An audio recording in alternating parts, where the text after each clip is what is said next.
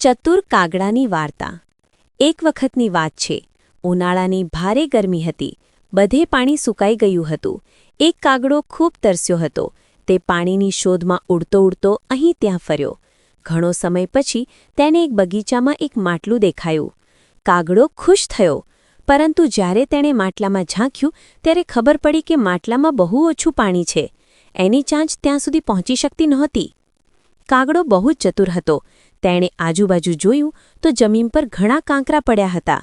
કાગડાએ વિચાર્યું, હું આ કાંકરા માટલામાં નાખીશ તો પાણી ઉપર આવશે અને હું પી શકીશ। કાગડાએ એક પછી એક કાંકરા માટલામાં નાખવા શરૂ કર્યા।